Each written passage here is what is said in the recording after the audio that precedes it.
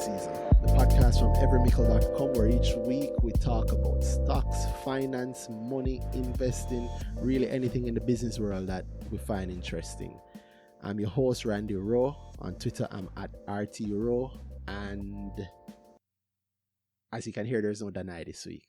Now, there's no Danai this week because I actually wasn't even sure if we're going to be able to get you an episode this week. So I had actually planned to just allow last week's episode, the one with the top striker Shan. Listen, if you have not listened to that episode yet, go and listen to that episode. That's somebody talking quite plainly about the kind of gains that they've made in a down market.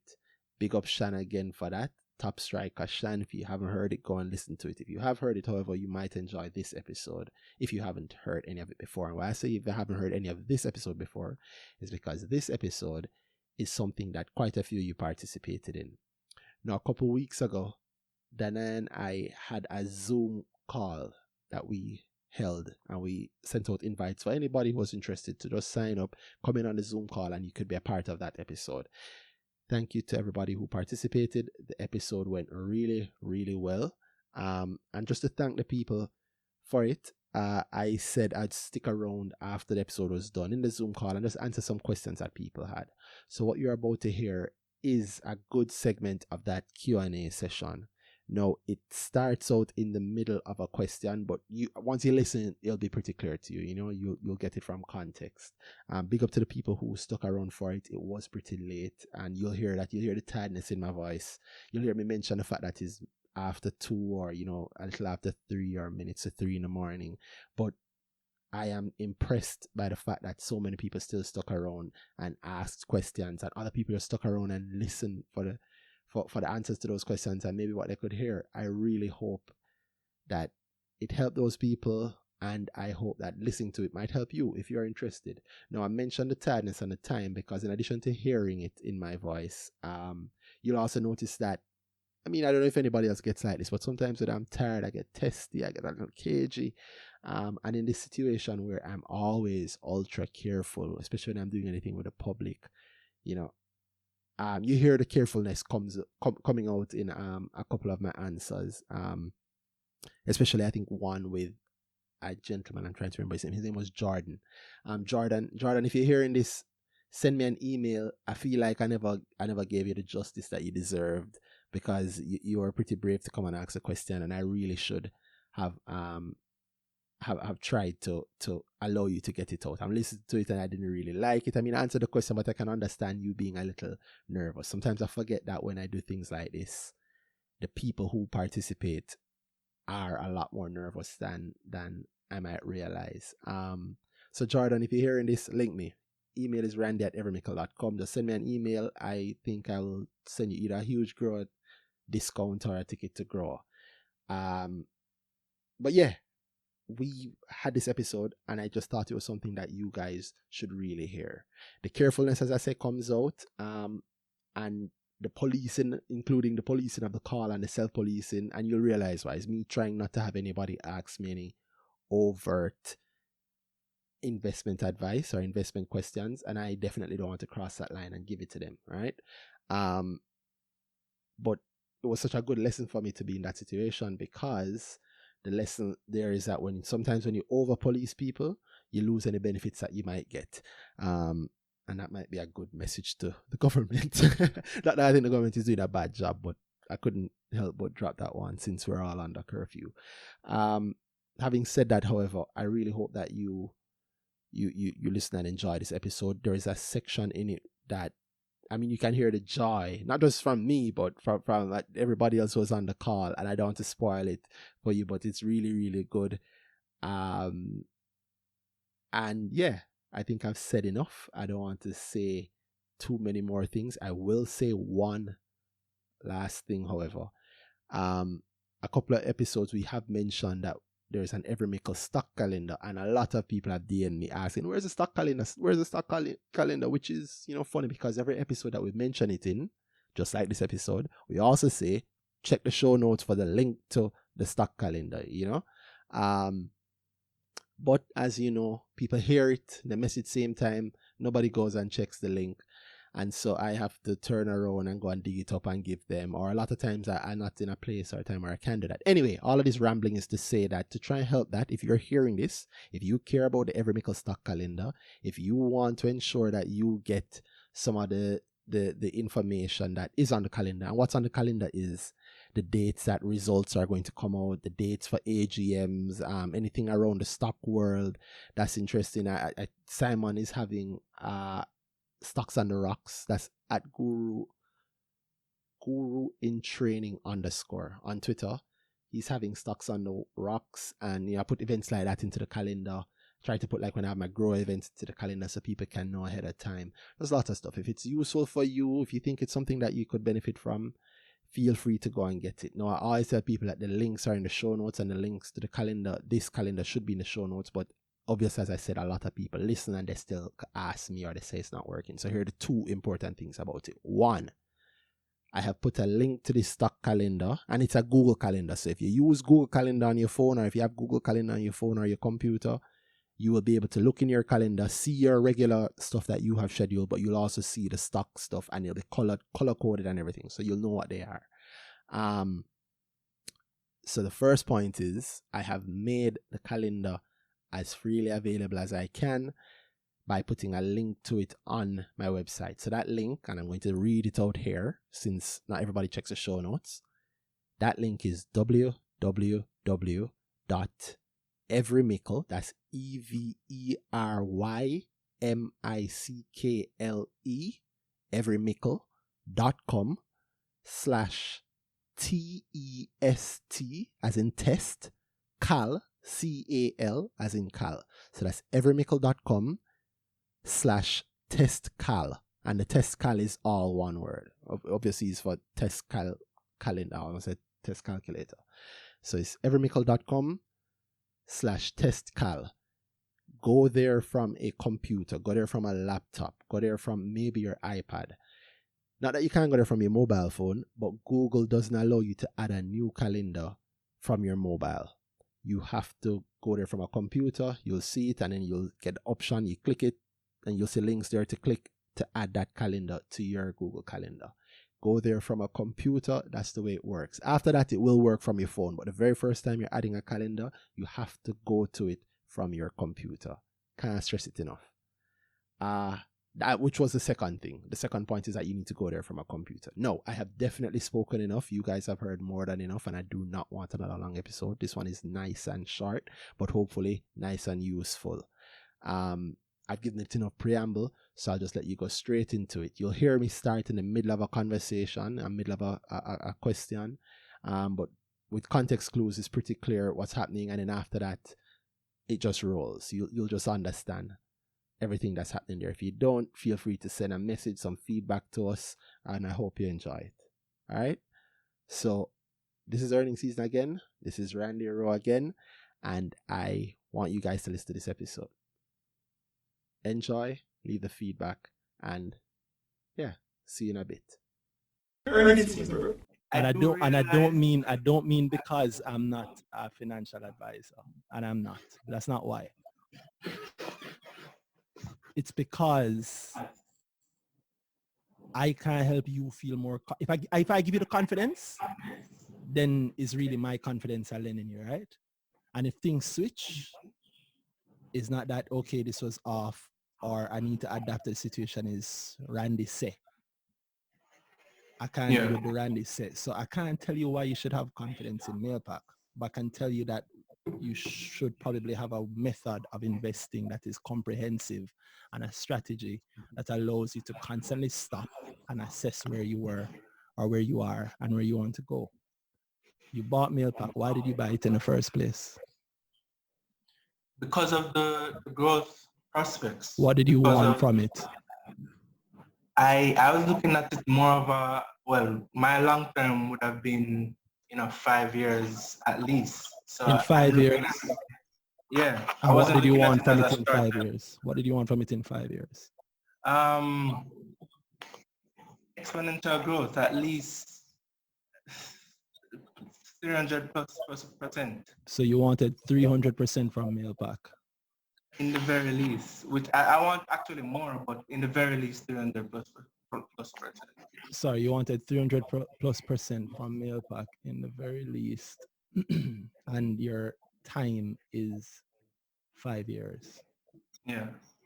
And you're not alone. I know a whole heap of people who have that very same sort of goal in mind and timeline in mind. Actually, the 5-year timeline is very, very popular. What I'm doing right now is I'm looking just to... That's from an IPO first. Yeah, you bought it from IPO, yes? I bought from IPO, I bought more at 190, I bought some more just now at 135. All right, that's cool. No, man, I'm not Yeah, knocking you. thank I just wanted to get a good little idea of where you were. No, you wanted 300% at least. MAILPAC has given you the opportunity to get 160% or 260%. I went as high as 2.6. Yes. All right, so the second point I'm going to raise now, you said that they're not competing. You said that you're kind of wavering in it because of the competition that's happening now and a lot of people coming up. You quoted QuickCart, the launch from my girl there from the delivery service, which is doing something nice. I rate that. That's cool, right? Yeah. 2 points here, 2 major points. One is this. Did you expect them to not have any competition? No, definitely not. I expected more competition. I think my major problem is that their response to the competition or their response to the situation haven't taken advantage of the situation is what I'm getting at. All right, so I'm going to come to that one. There's so much in that, but I'm going to give you another one. It touches original point of yours. 5 years, 300% growth. Why are you asking me about the stock 4 months later? Because I think what they do know, I think not just them, a lot of companies, but specifically them, what they do know compared to what certain players in the market are doing now can really affect how the general public view them versus the competition for years to come. So if somebody's first impression in getting a delivery service from any supermarket is QuickCart and they love it, for just using QuickCart as an example, and they love it because that was the first one that popped up as an option to them, then QuickCart might be that option that they use for the next year, 2, 3, 4, 5 years versus a MAILPAC who they've been with PriceSmart for how long now, and you go in PriceSmart, there's no signage from MAILPAC, for example.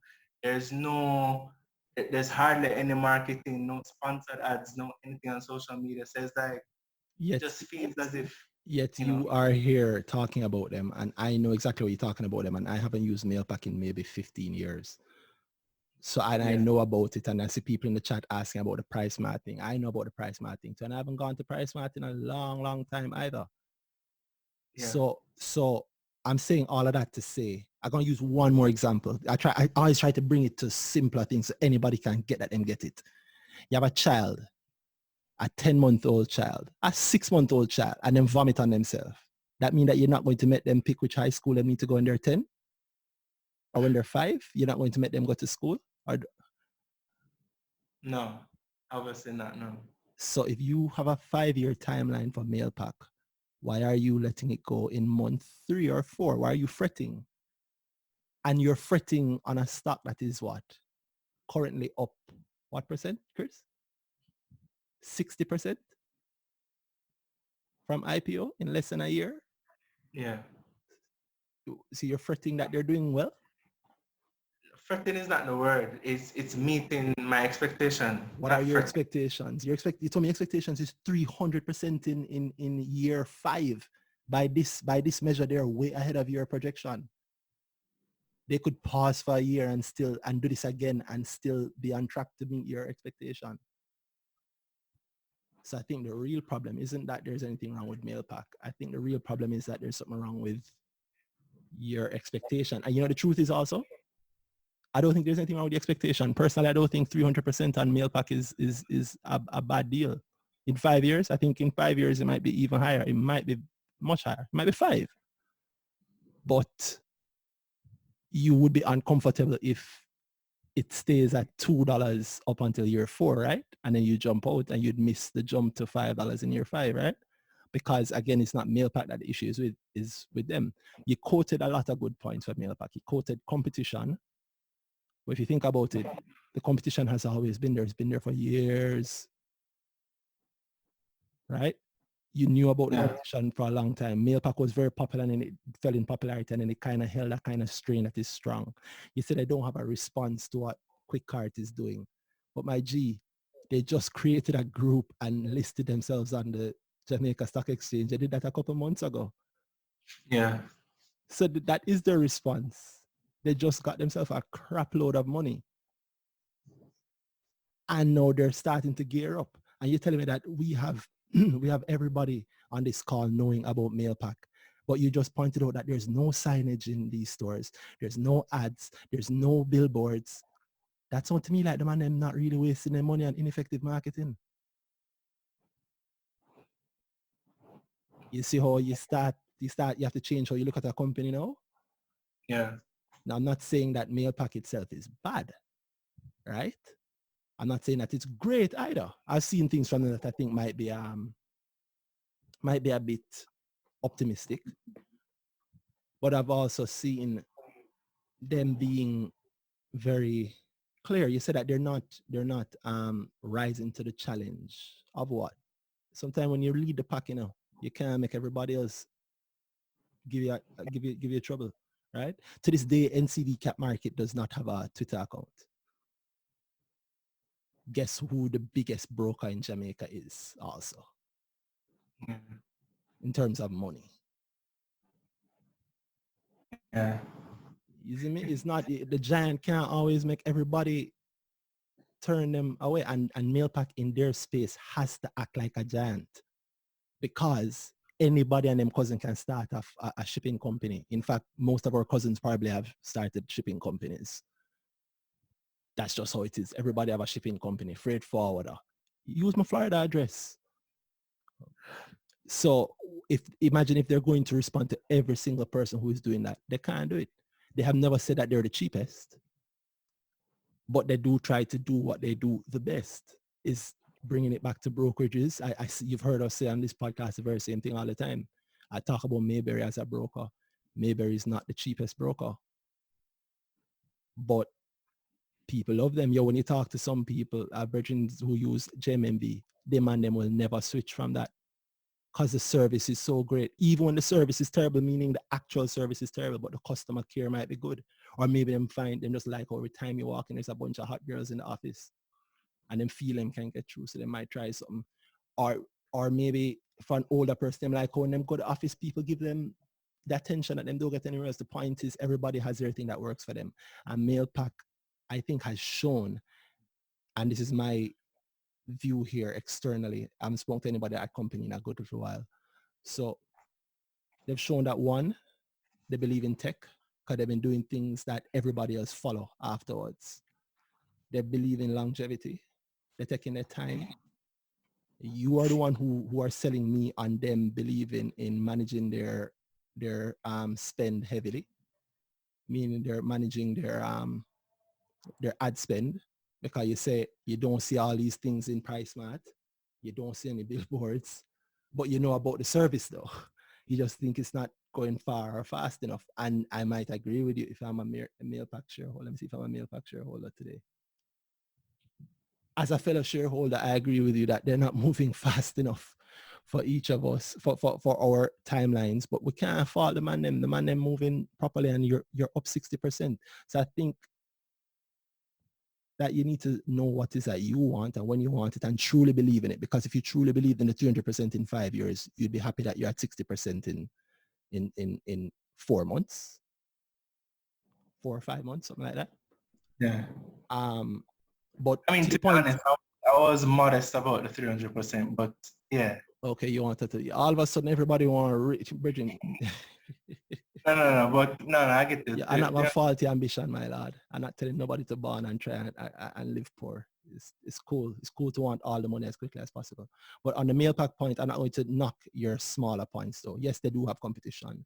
Yes, stiff competition. Everybody know about rocket ship also. But the giant is a giant. And I'll tell you this, a point that I like to say to my friends, and I say it for myself too. believe in an industry versus believing in a giant, right? Banking is great, but NCB is still a giant. And NCB didn't have to be a monopoly in order to still be NCB. In fact, some would say that it's better for them to not be a monopoly from their point of view because of what it has allowed them to grow into, right? When them can't hold some shares anymore and them have a bigger place to go, maybe we can lend a competitor some money and make them buy some shares from us, and then we are now free to get something else. And we couldn't do that if we never had a good competitor, or we never had so many competitors that it's actually good for us to speak to some versus others, right? Yeah. So I just want you to think in those terms. Competition itself is not necessarily a bad thing. In fact, oftentimes competition is gratifying and it's good because it means that there is definitely an industry there. Right? If you decide to you go on this, think about this. You decide tomorrow, say, yo, I wear the red pants, you know. You wear the red pants. And everywhere you look, people look at them laughing, but every time you turn around, they look like them stop laugh. And you go work, and the same thing happen. And you come home, and nobody ever wears red pants to that place or any color pants to that place again. You kind of figure out, say, okay, this is weird, right? But if you wear red pants and tomorrow somebody wear blue, and day after that somebody wear red, and somebody else come with a different shade of red and red, then you know it worked, right? Because you want to spur the market. Same way I use taxis as the example. If taxis never make money, there wouldn't be so many taxis on the road, you know. The fact that there's so many taxis on the road is proof that taxis make money, and is why it's verification that the biggest taxi or the person who owns the most taxis is making the most money, assuming that they're running the business well. In the same way, if MAILPAC was still just them alone out there, no competition, then maybe you'd say, yo, maybe this freight forwarder thing don't really make no sense because look, once you hear somebody do it and nobody not come and join them. But the fact that we have Quick Cart coming now and people are excited, the fact that Rocket Ship is here and Rocket Ship is eating the food of Ship Me, who was eating the food of MAILPAC, who was getting them food eaten also by a whole heap of other people. That is an industry. That is proof of actual value. People need the service, so you know that there is actual industry there. So don't make the competition knock you. The competition is verification of it being a good thing. Competition means that, and it's in a new industry where people have to order online and pay online and all of that. It's in a completely new industry, and in that industry, MAILPAC are acting like local giants.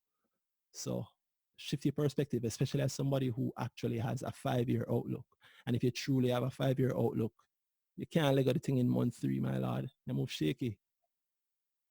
No, definitely wasn't considering letting it go. It was just I was contemplating and still contemplating making an even bigger play in it or something else. So that is kind of where I was kind of going with that. So you want me to boost your confidence in that to see if it's worth the other thing. I'd tell you to tell me the other thing, but I talked to you for more than long enough. So anybody else want to jump in? Thank you. Let me bring back up this chat window. Anybody else? Who is this? Hello? Matthew. Yes, Sorry. Matthew. Yeah. Quick question. Do you think that the 20 stocks that JSC wanted to list this year will be affected by, or how it will be affected by this COVID scenario? I mean, we've already seen proven suspend. What do you think the outlook will be for the rest of these companies? Hi, Matthew. Matthew, you try to skip past the introduce yourself part. It's a Oh, tax that we sorry. all have to pay. Ah, fine. All right, then I'm Matthew Hughie. I'm currently living in Japan as an assistant language teacher. I've been investing for, 3 years now? My first stock was with Cinco. Yeah, I don't know what else I should say. You know you in Piggles on Twitter? Yes, I do. I'm so sorry. Yeah. Big up Piggles. Tell him I say here next time you see him, and stay safe. Yeah. I don't know. Sorry. You see, that's why you shouldn't diss people in Japan. God. Mad. Yeah, I don't know what will happen with the 20 stocks because I don't know what the 20 stocks are. People list for different reasons. For some people, if you have a list, you just have a list. If we have some people have contracts signed long ago, that include in it that you will have to list by X date. Okay. Lots of these things have times in them, but I don't know. Literally don't know. But that's like crying over milk that hasn't even spilled yet. You don't even buy it and reach home to the fridge. I like to just look at what's in front of me, and I take that to say that's also, let me see if I can send a whole heap of people to bed. That's also what I think about JPS. All right. So if you are thinking if you should be saving up your money because JPS is coming, and JPS is coming, I can't tell you what to do with your money. Speak to a licensed financial advisor. But I'm not going to be putting down my money for JPS, because think of all the people who put down their money for Jamaica. And that's not to say that those people are bad, but Yeah. eat the food that's in front of you. The JC have 80 odd stocks in terms of companies. They have a whole heap of things to invest on every single day. And some of them are at great prices, and there are plays in others that are actually at great prices, but we won't know that they're at great prices yet. Yeah, so I'm not worried about that. In terms of realistically though, who knows, it might slow some down, it might speed some up. You figure the fire at FESCO might have stopped the FESCO listing. No, because clearly we see them bounce back right about now. Yeah, but them always bounce. Everybody bounces back. These days the bank will lend you money if you cough. Got you. Maybe not cough, but yeah. Yeah. So I can't say for the 20. It depends. And each company is viewed on their own individual thing, yeah. Somebody else was asking something. So I hope I answered your question, Matthew. You did. Thank you. All right, no problem. Yeah.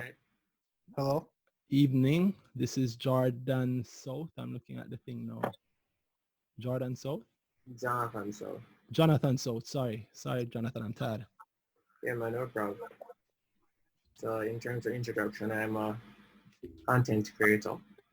I've been investing for probably a year. What's a content creator?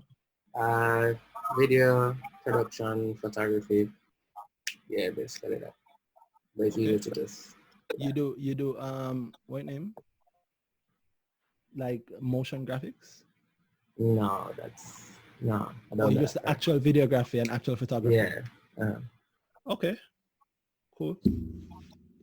So my question was regarding how to rebalance the portfolio in terms of, let's say I heavily bought a stock before everything fell. Jonathan, two things. One, I can't go jail for nobody. I don't know how Cartel is doing it, but I can't. No, and let me help you out. I doubt that you know more about this specific law than I do. And neither of us know more than the FSC or any of those people. That's gonna give me a headache, right? So trust me, don't ask me the heavy question that I know you want to ask me. The second thing, which seems contrary to the first, is this goes a lot easier if you just tell your numbers straightforward and talk about stocks straightforwardly. Instead of trying to find like a stock that kind of matches the situation, but I don't say it so people don't hear. I mean, just talk about specific stocks. Rebalancing portfolios also. You want me to skip your question? Sorry, because it's kind of late. I'm going to skip your question because I get it all the time. What was your goal when you put together the portfolio? You didn't really have one, right? Most people don't. It's just I want to get into stocks. I want to put some money down. I want to get onto this great train, right? I was just wondering if there was, really, I just wanted to know if there was a specific thing, for calculation to say, let's say that you're 30% down on this. I understand, Jordan. Sorry, I keep calling you Jordan. Sorry, I understand, Jonathan. I'm actually, I'm skipping ahead for the question because I'm answering the question that you're actually asking, right? I know, all right, sorry. Tell me if I have it right. Your question here is, I am heavily into 3 stocks and I'm light into maybe 4, right? And my overall portfolio is down double digits, 35% down. And the things that I'm heaviest in are actually the things that are down heavier. Is there a calculation? Is there something I can run on my portfolio, my stocks, in order to see how best to rebalance to get the maximum gains or to get back to 0? Does that make sense? Partially. What's the part that I'm missing? I'm trying to basically say... All right, tell me. I'll shut up and listen. Sorry. I want to know, when do you know, for you personally, when would you completely sell a stock, or you go and carry? So let's say I bought NCB, 100,000 NCB. at $1.92. I mean $192. And then it fell down to 152 as it is. And you bought probably $100,000 worth of this. Would you sell or would you try to average down? That's the question I'm asking. And we get back to my original answer, which is the same answer. So gold. It's gold based. Boom. Always. All right. Of course, there are other things that I look on. There's okay. I mean, yeah, it's goal based. You want to hear more about it? Come to grow when I have it. Look out. Yeah, man. All right. Thank you. What is cool? Anybody else? Hello. Hi, Randy. What's up? Andrew here. Who? Andrew. Hi, Andrew. Question. Tell the people about you, Andrew. Oh, well, all right. So I'm here, new to this. Just started investing a few months ago. Mommy, how long ago did I start investing? Long and short of it. Hold on, Andrew. I think Mommy have to answer her first.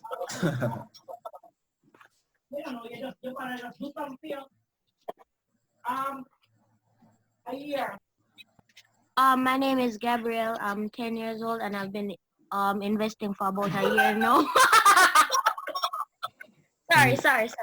No. At this point, Andrew food get eat. Go through, Gabrielle. Sorry, Andrew. That's fine. Right. So even though you said all of the sectors of the market will bounce back, which sector of the market do you think will take the longest to bounce back? Jesus, and this a child shall lead us all. Mm-hmm. Where were you at the start of this episode, miss? I was here during all of it. Oh, that's good. I'm so sorry for having you up this late. Let me answer very quickly. I think tourism is going to take the longest to that's such a good question. No. It might not be tourism. I want to give you a good answer. I think tourism has the capacity to surprise us. I think we might be discounting how long people are locked inside for in terms of what it means to them. So not in terms of the time being too long, right? But in terms of mentally it is too much and people feel cooped up. And I think there might be, it's almost like your mother lock you in the house for 3 hours. So when you go outside, it's like you go crazy. I think there might be a heavy bit of heavy travel. I think we might discount that. So there might actually be a spring. Now, if this thing lasts 2-3 months, and I might be optimistic there, I think tourism might surprise us. But if tourism surprises us, I'm not sure what else can hurt us, right? Okay. Yeah, but if that don't work, you can just say tourism. You're welcome, and thank you for listening. No problem. Both of babes. Oh, wow. 10 years old, damn. Right? Keep investing, youngster. Yes, please keep investing. Right. Sorry, yes. This is Andrew again. Yeah, man. Yo. All right, so my you have big question shoes was, to fill, Andrew. yeah, I mean, after that, right? Because I didn't even feel like I answered that question properly. That's such a good question. Yeah, it was. Like I'm going to think about it for the rest of the night. It's a really good question though, because as you rightfully say, you have to think about getting released from prison and running up and down. No, I'd have to think about that. I don't know what you heard. As a question, Andrew, also. All right, so I always hear you talk about the PE ratio. Are there any other ratios you use? I barely ever hear you talk about like price to book, and why you don't use them or talk about them. Because of how it is that I analyze companies. I look on companies. I look on each company as its own thing. Every single one of them. And I don't go, this is like that. Select M is like select F. I don't do that. Every single one of them, I look at every single report that comes out. I look at every bit of news that I can see about it. And sometimes I don't for a long time. And whenever I have to catch up, when I have to get myself refreshed, I literally go back and check the last few reports. If the last one I saw was 3 quarters ago, I go and check the 4th one and maybe check the year before, and I catch myself up to see what's happening with the company. Why I said that? Sorry, ask the last part of your question again, Andrew. All right, why is it that you use PE over PB?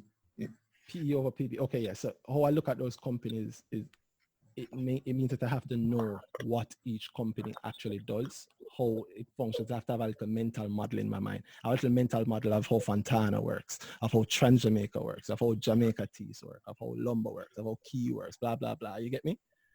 Yeah, man, understood.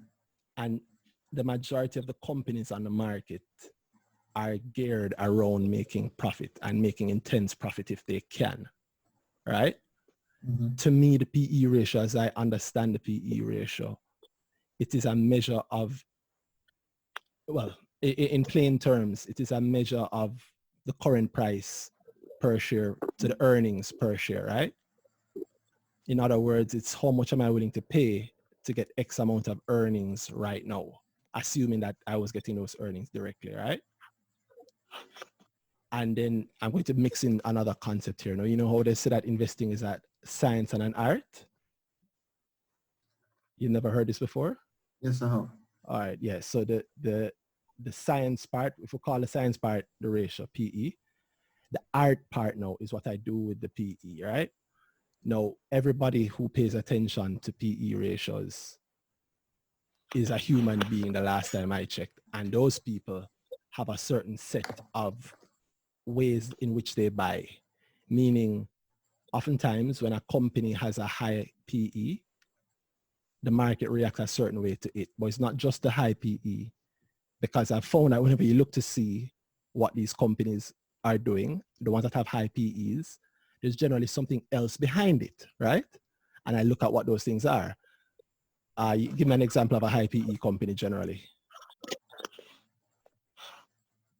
Anyone?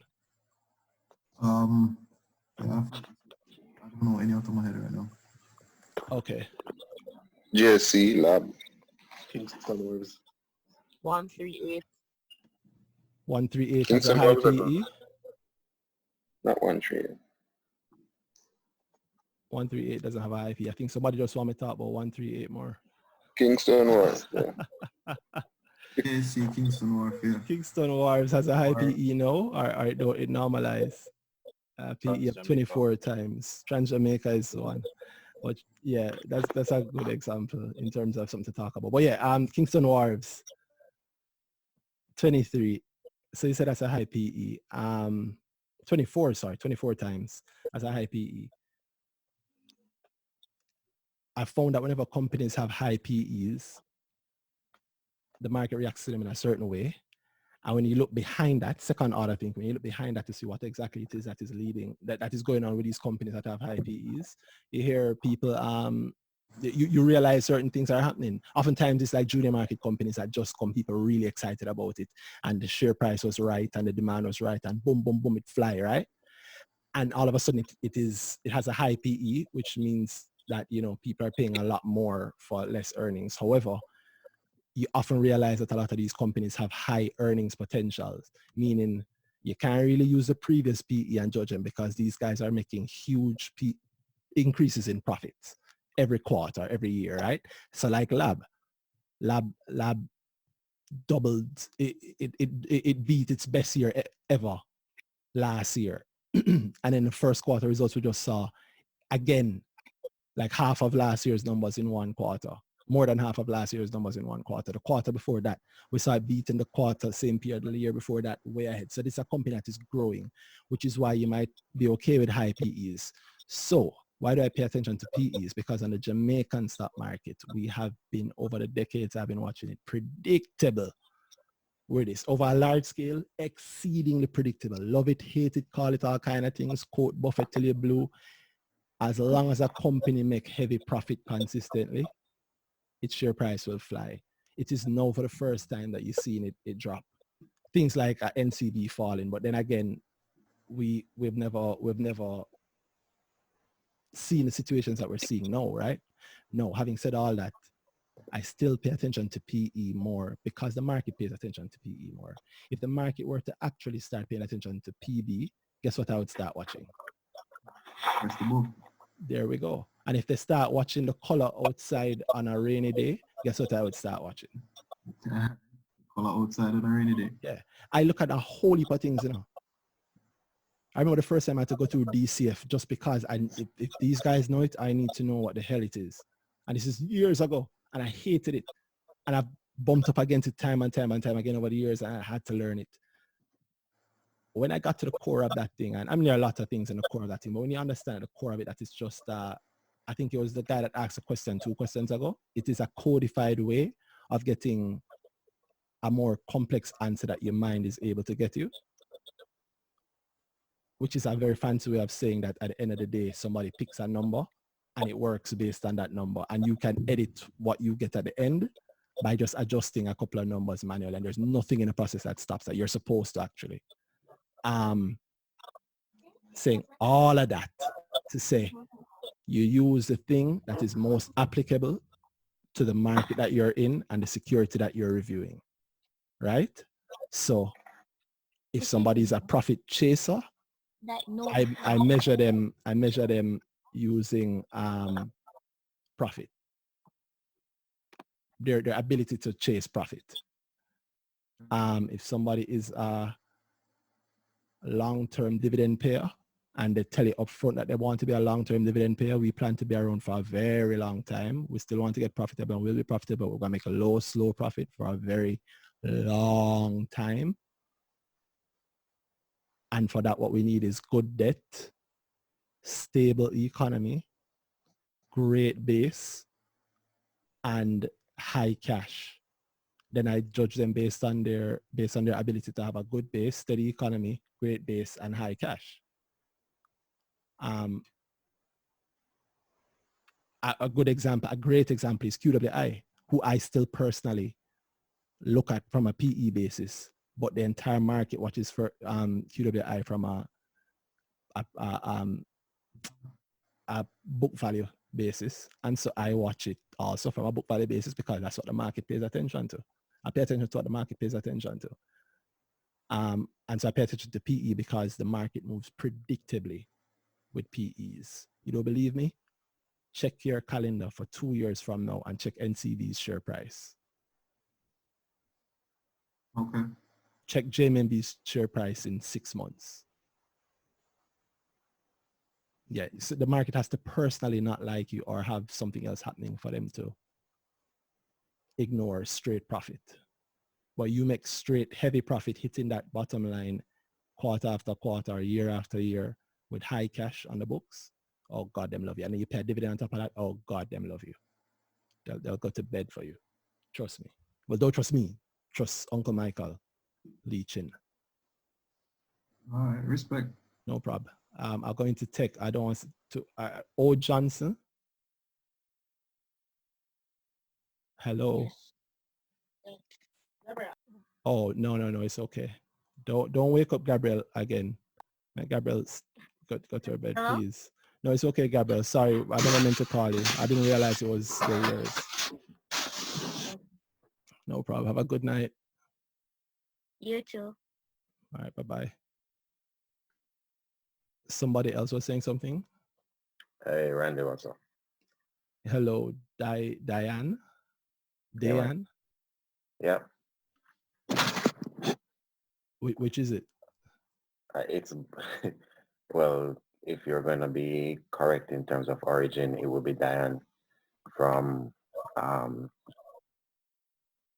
a accuracy perspective. But as you know, in our country, nobody ever gets their name pronounced right. So I've grown up and had everybody say Dayan. So it doesn't really matter. I answer to both. Oh God, I'm so sorry. So I'll say Dayan. What's up, Dayan? What's your question? Well, one, a question, and two, an observation. In some of my discussions with and watching certain things on the market, I and this is not related to just the COVID-19 era, just generally speaking. And I think I'd asked you this sometime in the past too. I've never really heard any of your hosts or guests, in your 31 episodes mention VMIL. And it kind of strikes me as very particular because it's a unique stock in the market. One and two, I like it a lot because I like the company and and the stock in terms of the stability of the stock since it has IPO. But I've never really heard anybody say anything. And the only person who has really said anything to me about it is in a conversation with a key person at Sagicor. They said the comment was this: I wish you could buy the whole company instead of just buying the stock in pieces. And, you know, that was the first time I was actually hearing somebody say they actually share some sentiment as to the possibility of this being a great stock over the next 3 to 5 years. But during your shows, I've listened to hear more about it and to hear people comment on it and to see if it was just a view that I alone have. But, you know, I've never heard anything. So I'd love to get your take on that one. And number two, God damn. number It's 3:00 in my lord.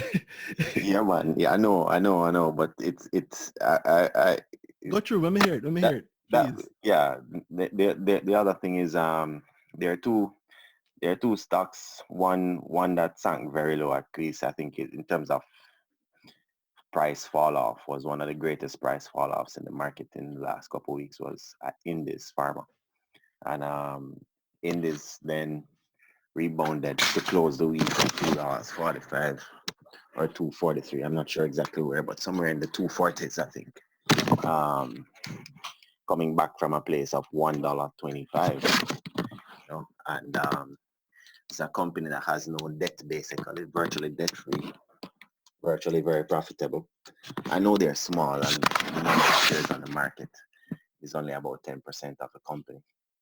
But you know, I for the first time noticed that a lot of persons were chasing Indies in the last couple of days, and I'm not sure if it's because of the news surrounding their purchase of the land to build the business park. But if you really follow Indies, they have always been very, very stable. They're run by a husband and wife team, and there are people that I know personally, but outside of that in terms of leadership, which is one of the things I always look at in a company, if I have confidence in who runs the company, then it makes me even more confident than just the average feeling or calculation or ratio or whatever. I believe in people, and for this company particularly, I knowing the persons behind it and how serious they are about their business, I'm a little surprised that it has lagged on the market for such a long time without any real energy behind it, meaning you don't see a lot of trades of the stock. Even though it may have a great price, $3, $2.90, $2.80 on an average day, the volumes are very, very low. I'd love to, that and jam teas as well. So I'd love to hear why some companies that are really good in your opinion, as I said, for example, Indies with no debt as a great example, why persons are so afraid of trading those. Is it because they are not quote unquote sexy, if you want to use that kind of a word, in appearance, or is it something else? I think I'll stop there for now. I don't know what to say. I think you just wanted to tell us about 3 companies that you really like. I mean, they sound cool. Someone asked the question, bro, because I don't know what you're asking. No, this question was at the end, which is why nobody don't really talk about those companies. Yo, there's so many things with that. I think I can just call this one a night. I'll answer the epistle. I call it a night. First of all, what makes VM a unique company? This is me asking you. What you said VM was unique. Why is it unique?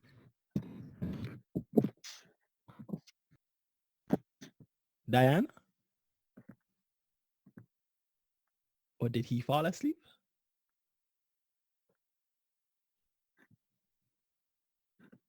Oh, well. No, I think he said his headphones died, something like that. His headphones.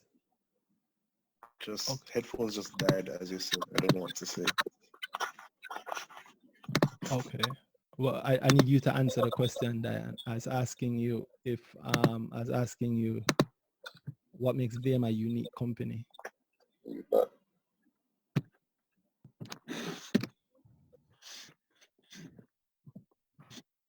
Just give me 1 second. I'm turning on another set of headphones. Oh, I thought he was gonna say like you turn on your computer. That would have scared me. Yeah, man, the man vexed with me, man, not getting no love. Yeah, I'm here. Yeah, man, I'm back. Sorry about that a while ago. Yeah, Dan, I just want to know what makes you. You said it's a. You said it's a. You said it's a company, a unique company. What makes it unique? Which one? VMIL, sorry. Oh, well, let me, okay, from... In 2 paragraphs or less. Yeah. First paragraph is that most people misunderstand the stock. No, man, I don't misunderstand the stock. I want you to tell me what we don't. You asked me why I say it's unique, and I said it's misunderstood by the average person on the road. Meaning, when people think VMIL, they're thinking VMBS. Mm-hmm. And normally, when you mention that to somebody, you know, it's a lot. I know persons personally who have bought the stock thinking they're buying a and not realizing it's a investment vehicle that VM owns. Mm-hmm. Right. So that's the first thing that though I say it's unique. It's almost like it's almost like people view it like a Scotiabank or a NCB or a Sagicor as a financial entity, but not as a portfolio. Right. Not as a portfolio like a MJE or a QWI or Let me help you with with all of your questions, all of your problems. What moves stock prices? Why do stock prices move? People feelings. Mostly. There we go. I like that. That's linked to it. I like that one. That's a better answer than fundamentals. So you know that is people's feelings. But why do you think? Have you listened to all our episodes? Maybe, if not all, 99%. I may have fallen asleep once or twice because I started listening very late. But usually I listen to everything as I have done for tonight. Yeah, I'm trying to remember. We've spoken about VM. We may have edited some out. I mean, but you said that VM hasn't moved. Hasn't VM's share price skyrocketed? Well, it was what has happened now. What's happening now? It's a yes or no question. Last year, January 1 versus the price now, including any splits, etc., etc. Well, it went up to $13.50 because there was an aggressive pursuit on the market from $9. There was a what? There was a lot of trading of the stock. No, and I want you to say that exact term again. Which one? About the aggressive move, the aggressive purchasing? Oh, that's what you said. Okay, I thought you said something about the Q. Oh, no. I was saying last year it trended up to about $13.50. Or actually this year in January it trended up to $13.50 coming from $9. But when you look at the graph of VMIL, it IPOs and then it goes up almost vertically, then levels out for a long time again, then goes up, levels out again. And when it went up this time in January, it's the first time it's actually going up rapidly and not leveling out, but then trending back downwards. And that was part of, I think, the time that Sagicor was making some additional buys in the market of VM. I guess with that plus with the heavy profits coming and the plans for carry lend and so forth, made that little window. You sound to me like you're listing all the things that you like it to sound good, but it's not about listing the things. It's about no, man. It sounds good for me But I don't know why for others it's not something they talk about or they look at or they say, oh, my portfolio is 50% this or 30% that. It's almost like a opportunity stock, meaning buy and sell, a quick trade thing, but not a long play for some other persons who are not IPO purchasers. Persons who have it from IPO still keep it because it's part of your portfolio. But if you ask them about, have you bought any more since IPO, you're likely to get a no on that answer. Have you bought any since IPO? I didn't buy at IPO, I bought after IPO. I bought up to last month. Okay, so let me get this straight. This stock, when it IPO, remind me. About 2 years. Yeah, 2018. Yeah, somewhere around or there. 2017. It might have been before. Yeah. It moved from an average of $4 odd, $3 odd, $4 odd. One cycle straight up to $8. Yeah, and it jumped all the way up to $8. It gave those people 100%. Boom. Yeah. It trended all the way, as you said, in January of this year, all the way up to 1186. January 20th, right? And it looked like it was finding a new normal somewhere around. No, man, it went up to $13 as well, man. Yeah, that's intraday, but I'm talking about just closing. So, okay. So $9 or $10 after it was finding a level, and it's found a level at around February 24th, where something happened. Well, yeah. A dividend payment was made. Yes. So I guess X date passed. So there's a usual dividend drop off. So these people would have gotten a dividend payment for a start that was jump out. Cool, but where did they jump out at? $6.95. A year ago it was at 3 odd or 4 odd. It's at $6.95 now, and it's so good that you think that you like it very much. Well, and obviously it's trading. It's one of the heavily traded. Look at the trading. Look at the volume on it. It trades all the time. I'm not here to preach a stock about whether or not it's good enough.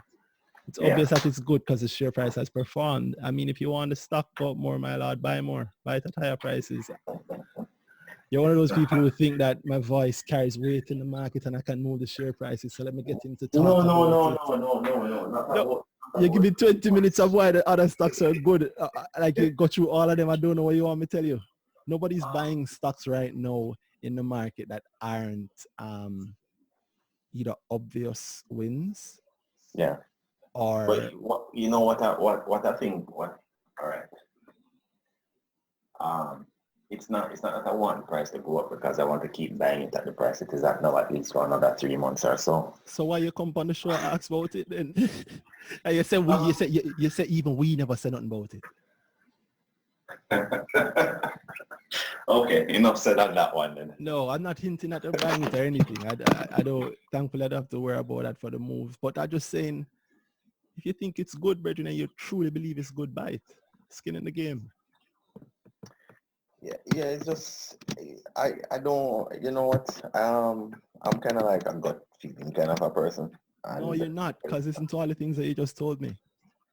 Yeah, but there are things that form the gut feeling. So you have to. Yeah. You never hear what I told Chris from you earlier. You saw this thing going on? It start with the feeling and then we solidify it. You're not doing anything wrong.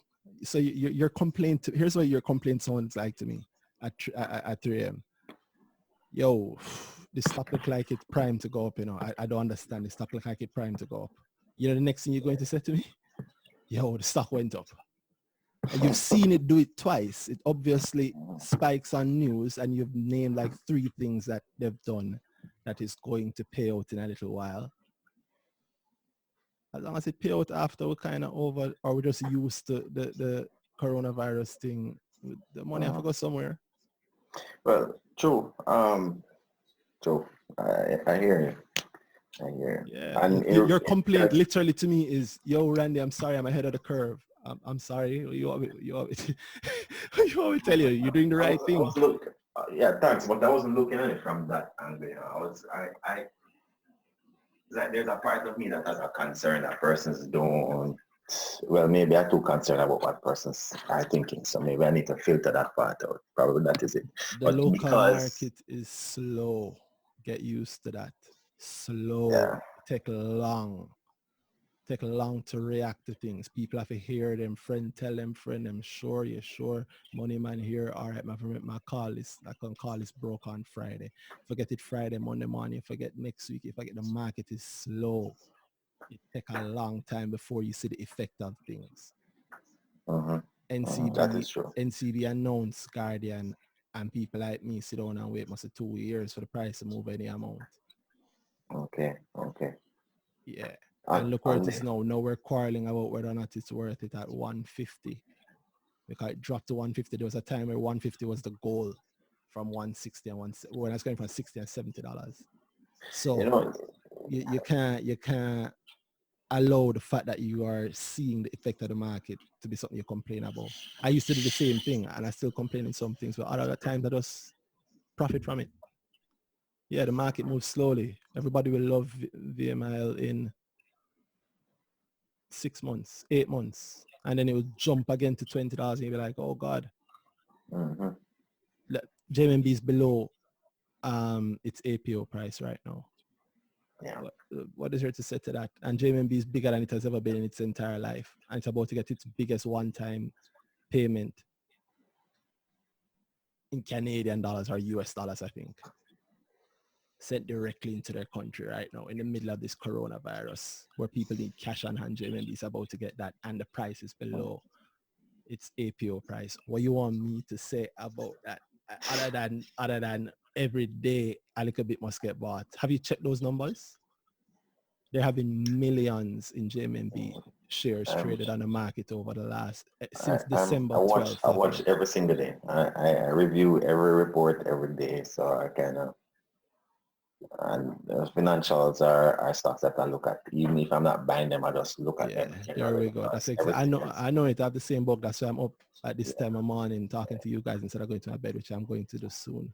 But yeah, before you go, ring the bell on the comment. Ring the bell. Watch that these days.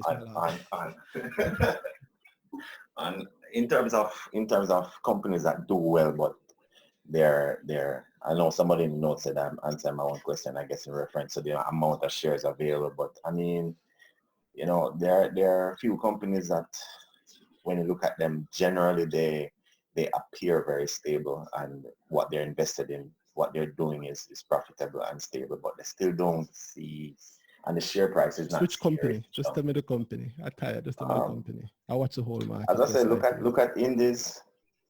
I have a what's Indies profit like? Okay, well, they had some balance sheet write-offs this year, so I think they were there we go. money this year, but still profit. And their PE ratio is not that great. That too. Yeah, so that's the reality of it. As planned in terms of works that they're putting this in. Market, Brett, is not me at the market. I just see it and I know it well, but it's not me at the market. The market don't work that way, even though they talk that way. But as you are seeing, they're not going out and buying it. Yeah, Indies, but of course they could come with something big in a rush and boom. You'll suppose Indies is the one selling mass. Well, they if you read their reports last year and this year, they realize that they are actually opening a PPE and medical supplies division. So I'm aware, but not now. When did they say?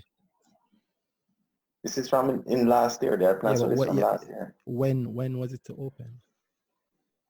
In 2020. Yeah, but 2020 is a long year, my G. We're in the first year of 2020 right now, and April just start. Right, first quarter, right? But that's what I'm saying. You're not seeing. No. You're not hearing what I just asked you. When? When did they say they're going to start doing that? They're starting their new sales channels in 2020. I don't have a month. You need to find a month. Welcome to the edge. You actually know how I hear you talking a lot about the things that I know that you have to look for. Actually follow up on them. Yeah, when? 2020 long. You need to know exactly when they do it. Suppose it was January. Suppose they got their first shipment in January. Can you imagine that? Can you imagine they got the biggest first shipment to start off the factory right before coronavirus? That is true. I don't know if it would be great, but maybe it didn't happen, right?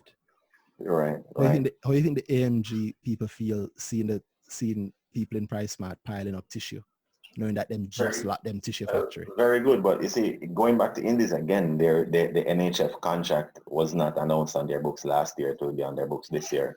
So again, the delay that would have affected last year's profits. It doesn't mean that you don't buy the stock. You know what I mean? And again, like I'm saying to you, the timing is always the issue. You're saying you sound to me like somebody who is complaining about realizing that they have found a gem early.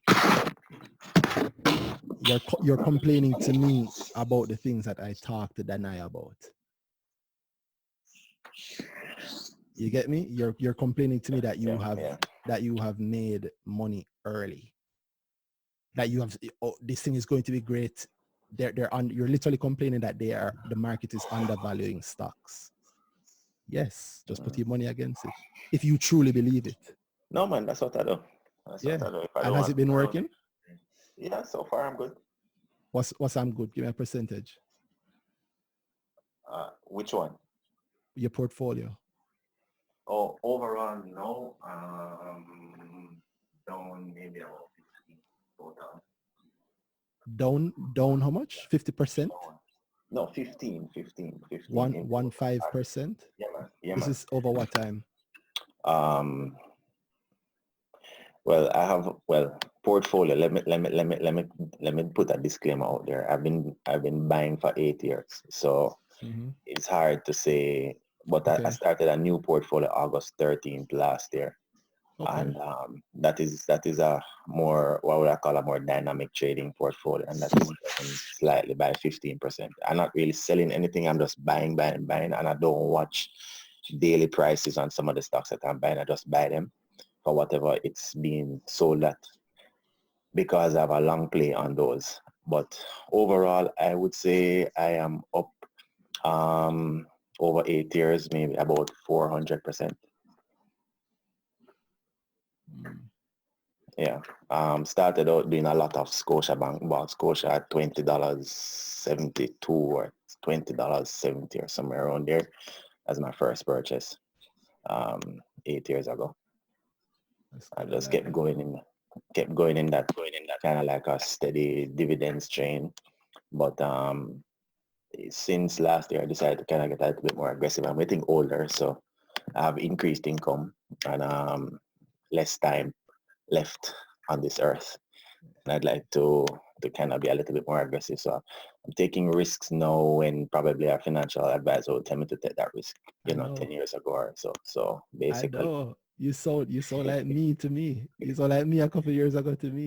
Yeah. So you're complaining about, like, why aren't they seeing this? It's so obvious, right? Yeah, well, I mean, I'm not complaining. It's just curious that. No, you are. It's weird. It's weird. Gains, not really picking up where the gains are. It's weird, right? Yeah. Like last week I told someone to buy MAILPAC at 164, and let me help you. Stop telling people what to buy. Let me give you a tip that I should have learned earlier. Don't bother tell people. Yeah. Because they're not going to know when or why or how, and they're not going to remember. Yeah. I say, the 110 grand to flip, and I say, yo, buy if you want some picks here. Jeez, you God. Why? Oh God, that's a hard lesson to learn, my friend. Don't do that. Don't do that. Don't do that. Not gonna work. And I sent him a note Friday and say, hey, check the price on MAILPAC, because MAILPAC was up like $1.90. Jesus Christ! Stop! Don't do this. Alone, you could have made that, But it's like, look. So go for them, but don't do that though. I can tell you, don't do that. Don't do it. It's going to end badly for you, because you're watching it so hard and you are able to pay attention more, and you're developing an innate feel of the market, so you can tell very quickly what will happen and when.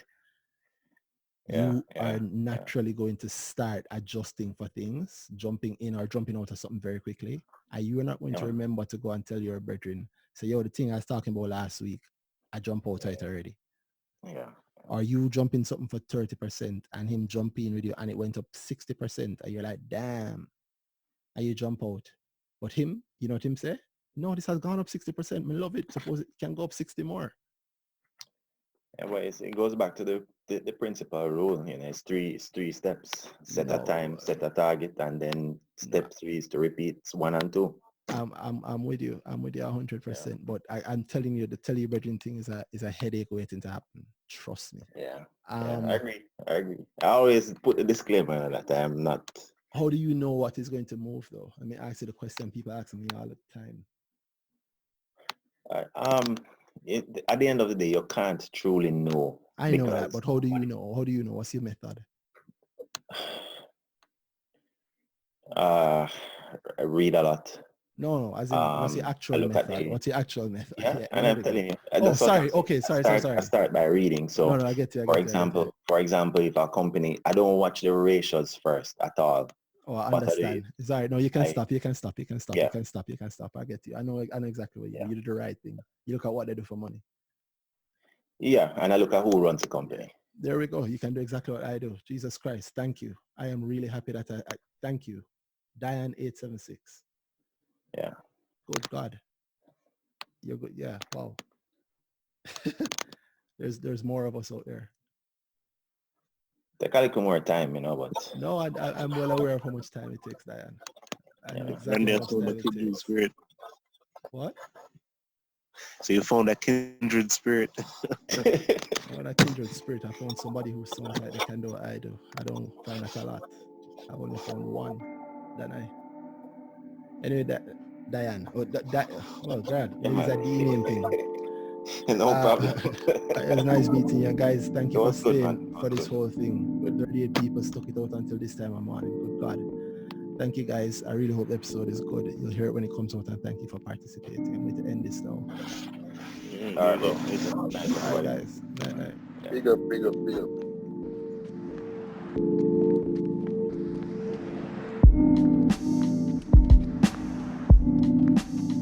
Whatever you do right now, don't you stop.